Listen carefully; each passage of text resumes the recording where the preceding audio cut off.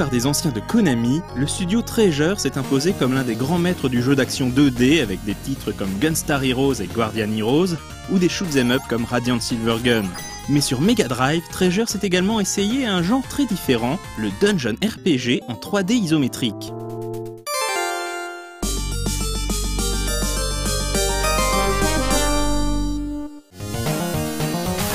À première vue, difficile d'associer Light Crusader au reste de la ludothèque Treasure. Sans même parler du gameplay et du rythme du jeu, la direction artistique est totalement différente. Là où les autres jeux Treasure embrassent sans retenue la fibre otaku en proposant des graphismes inspirés des animés, Light Crusader propose un style visuel beaucoup plus occidental avec des chevaliers en armure et des environnements d'inspiration européenne peuplés de gobelins, dragons, sorciers et morts-vivants.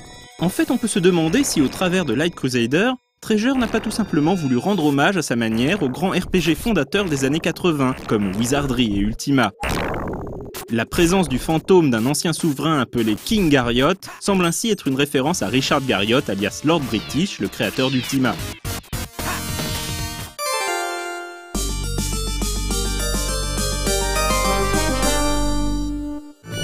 Le scénario de Light Crusader est simpliste et classique pour un dungeon RPG. On incarne Sir David Lander, un pro-chevalier fatigué des guerres sans fin qu'il mène pour son suzerain, le roi Frédéric. Le roi l'envoie alors dans le royaume voisin de Greenrod pour des vacances bien méritées. Mais voilà, David apprend rapidement qu'une mystérieuse malédiction plane sur Greenrod. Des villageois disparaissent à la nuit tombée, et d'étranges silhouettes vêtues de capes noires auraient été aperçues dans le cimetière de la ville. David apprend bien vite que le démon Ramia a jadis été scellé dans les catacombes de Greenrod, et qu'une secte de sorciers, menée par le malfaisant Ragnarok, ourdit de libérer le démon en sacrifiant les villageois. Tant pis pour les vacances, David décide de descendre dans les souterrains pour sauver les malheureux kidnappés et mettre un terme aux agissements de Rock et ses sorciers.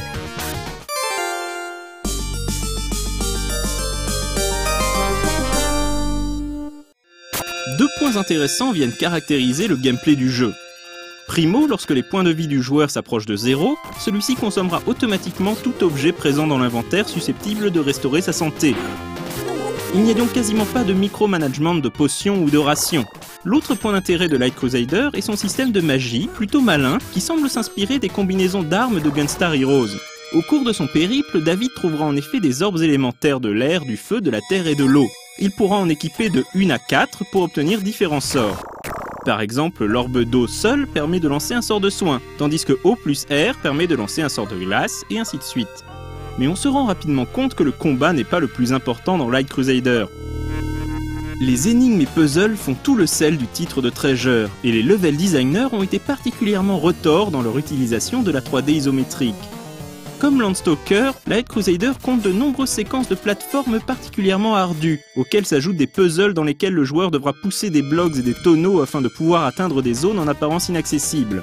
Sans oublier les classiques, clés à trouver, leviers à actionner, etc. Souvent comparé à Landstalker au moment de sa sortie, Light Crusader n'a pourtant rien à voir avec le chef-d'œuvre de Climax. Le jeu de Treasure est en fait un grand donjon que l'on explore niveau après niveau, en s'enfonçant toujours plus loin dans les entrailles de la Terre. La partie purement RPG a été simplifiée au maximum. D'une certaine manière, Light Crusader représente le chaînon manquant entre un jeu d'aventure comme The Immortal, dont on a déjà parlé dans Retro & Magic, et les futurs hack and slash comme Diablo. Enfin, impossible de ne pas mentionner la superbe bande-son signée Ata Aki, qui plonge le royaume de Greenrod dans une ambiance étrange et mystérieuse.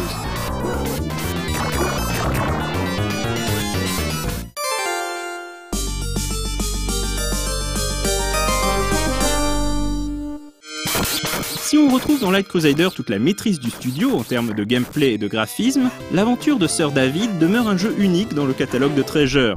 Quelque part entre le RPG, le jeu d'aventure, le dungeon crawler et le puzzle game, Treasure a su s'approprier la thématique porte-monstre-trésor pour proposer un autre grand classique de la Mega Drive.